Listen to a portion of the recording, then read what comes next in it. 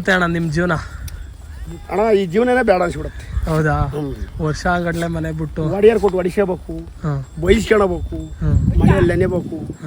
ಜೀವನನೇ ಬೇಡ ಅನ್ಸುತ್ತೆ. ಏನು ಕೊಡಿತಾರೆ, ಏನಕ್ಕೆ ಇದು ಮಾಡ್ತಾರೆ? ಏನು ಕೇಳಿದ್ರೆ ಈಗ ಬಾಳಕ್ಕೆ ಬರ್ತೀವ, ನಮ್ಮ ಧರ್ಮ ಇರಬೇಕು, ಯಾಕೆ ಬರ್ತೀವಿ ಅಂದ್ರೆ ಅವ್ರದ್ದು ಜೀವನ ನಡಿಬೇಕು, ಅವ್ರದ್ದು ಜೀವನ ನಡಿಬೇಕಲ್ಲ. ಹಳದಿ ಬಾವುಟಕ್ಕೆ ನೀನೆ ತಾನೇ ಬಾಹುದಂಡ, ನಿನ್ನ ಯುದ್ಧ ಸತ್ಯ ಶುದ್ಧ ನಡೆ ನಡೆಸೋಲಿ. 3 ಲಕ್ಷ ಅದಕ್ಕೆ ಬಡ್ಡಿಲ್ಲ. 3 ಲಕ್ಷ ನೀವು ರಿಟರ್ನ್ ಕೊಡ್ಬೇಕು ಅವ್ರಿಗೆ. ಹೋಗ್ಬೇಕಾರೆ 3 ಲಕ್ಷ. ಆ 3 ಲಕ್ಷದಾಗ 50,000 ಸಂಬಳಕ್ಕೂ ಆಗ್ತದೆ. ನಿನ್ನ 2.5 ಲಕ್ಷ. ಎಷ್ಟು ಕುರಿಗಳು ನೋಡ್ಕೊ ಬರ್ತೀರಾ ಅಣ್ಣ? ಇನ್ನು ಒಂದು ಪಾಲಿಗೆ 300 ಇರ್ತವೆ, 350 ಇರ್ತವೆ, 200 ಇರ್ತವೆ. ಕುರಿ ಮೇಲೆ ಡಿಪೆಂಡ್. ಓಕೆ. ಈಗ ಅವರು ಇದೆಲ್ಲ ಮೇಯಿಸ್ಕೊಂಡು ನೀವು ಹೋದ್ಮೇಲೆ ಅವ್ರು ಮಾರ್ಕತಾರ, ತಗೊಂಡ್ ಮರಿ ಮಾರ್ಕೊಂತಾರೆ. ಕುರಿಗಳು ಹಂಗೆ ಇರ್ತವೆ. ಕುರಿಗಳಂಗೆ ಅವು ವಯಸ್ಸಾಗಲ್ವಾ ಕುರಿಗಳಿಗೆ? ವಯಸ್ಸಾದಾಗ ಮರಿಯಕ್ ಹಾಕ್ತಾರೆ. ವಯಸ್ಸಾಗಿರುತ್ತಲ್ಲ ಆ ಕುರಿ ಮರಿಯಕ್ ಹಾಕ್ಬಿಟ್ಟು ಮಾರ್ಬಿಡ್ತಾರೆ.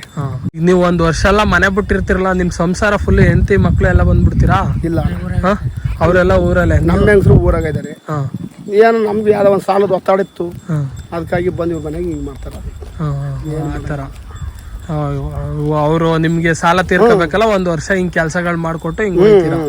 ಹಳ್ಳಿ ಅವ್ರು ಬೇರೆ ಹೇಳಿದ್ ಕೇಳಕ್ಕಿಲ್ಲ. ಹೊಲ ಕಷ್ಟ ಐತವ. ಊರಿಂದ ಊರಿಗೆ ಬಂದು ಜೀವನ ಮಾಡೋದು ಬಾರಿ ಕಷ್ಟ.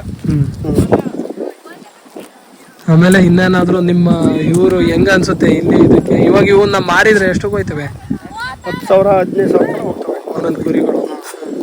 ಅದ್ರ ಮೇಲೆ ಪಟ್ಟೆಗಳು 25,000 30,000.